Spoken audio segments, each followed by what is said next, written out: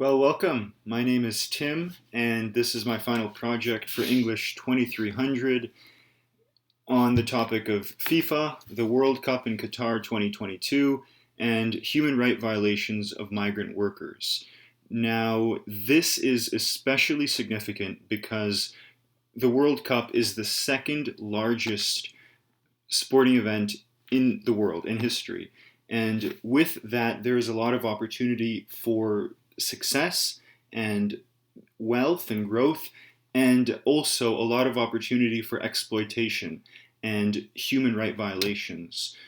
Essentially, what I'm arguing is that FIFA has the influence and the power to put an end to the human rights violations that happen at every single World Cup, and yet they don't do what they can do to their fullest extent.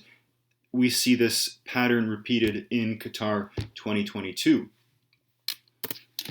So who, what, and where? Who are the parties involved? The first one is the government of Qatar, where the event is being held. The second one is FIFA, which is a large body, an international governing association for football. They host, again, the second largest sporting event in the world.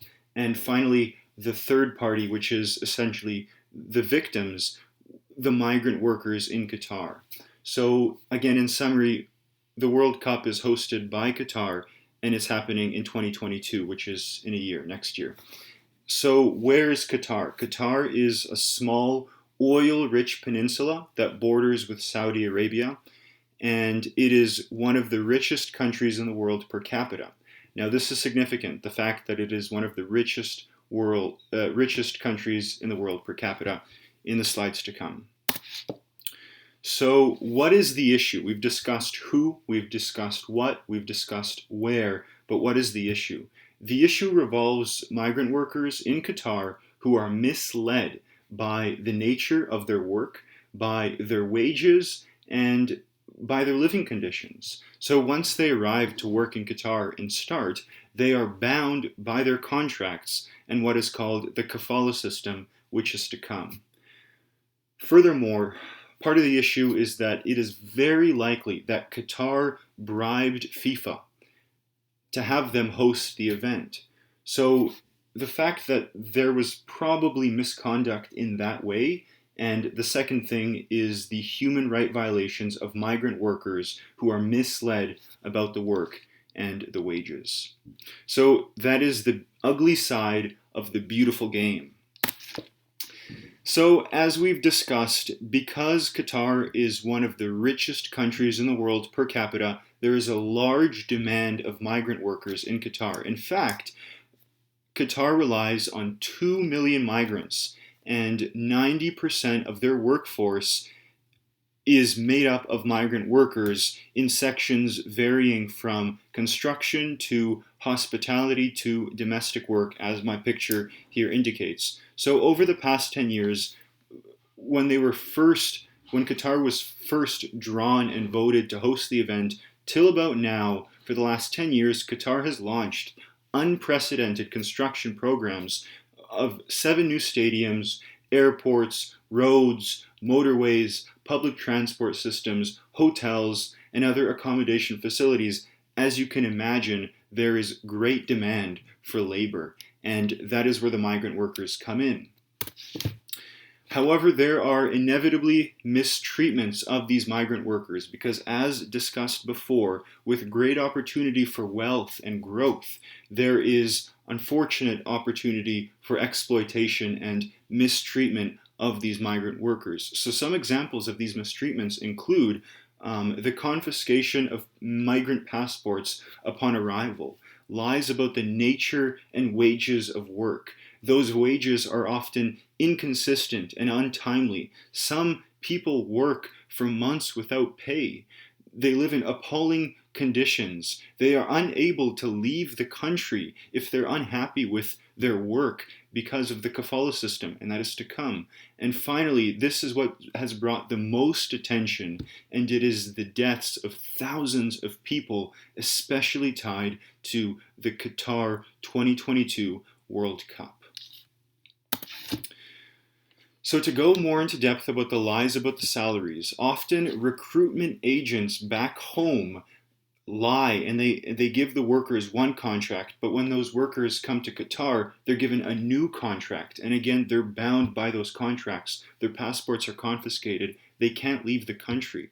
There was one man who said, "My manager just said, I don't care what they said in Bangladesh. We are giving you the salary, and there's nothing more you can do about it." So that is one other thing. Furthermore, migrant deaths. Over 6,500 migrant workers have died since construction for the World Cup began. A source says, quote, "A very significant proportion of migrant workers who have died since 2011 were only in the country because Qatar won the right to host the World Cup." Notice the link, the connection, the association between FIFA and the World Cup and migrant workers. So these deaths are related to FIFA and the World Cup in 2022.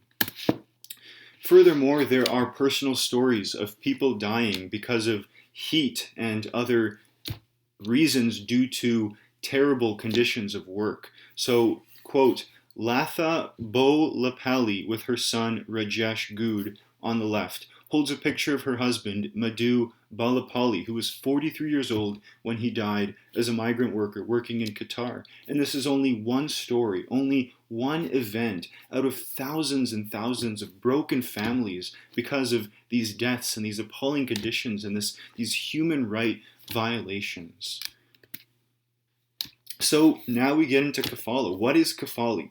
Literally speaking, it is a sponsorship system. It is a system used in Qatar where employers are solely responsible for the visas and well-beings of workers, of migrant workers. So migrant workers must have a sponsor to enter the country and work. So they are dependent. Migrant workers are dependent on their employers. The result is a power imbalance between the employers and the workers. The sponsor dictates when and even if the worker can leave the country. The Guardian, a credible source, calls this a modern form of slavery.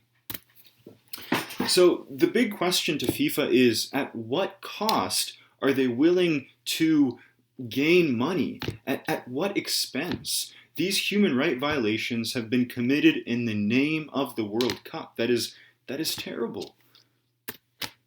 So this is FIFA's part. FIFA, in my mind, has two responsibilities. FIFA has responsibilities under the international human rights standards, that's number one. And number two, FIFA has a moral responsibility given its global influence. Now, as we've seen, FIFA has been trusting its partners to protect workers' rights. They weren't even aware of the plight of workers in Qatar for the longest time. That shows their failure and even that passive position that they've taken to fight against human rights. Interestingly enough, I found a scholarly article talking about FIFA and Qatar and FIFA's influence in the past. What this quote says, I won't read the whole thing, but basically, in the past, when workers'